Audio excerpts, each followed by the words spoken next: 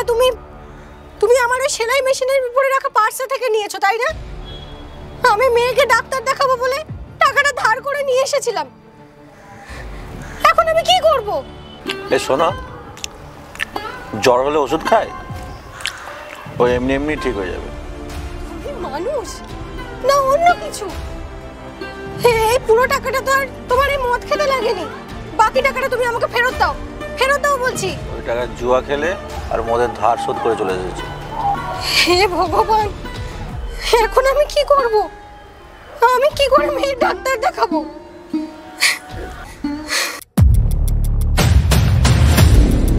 বেশি ফ্যাস ফ্যাস করো না তো, যাও এখান থেকে। গেল, যাও বলছি।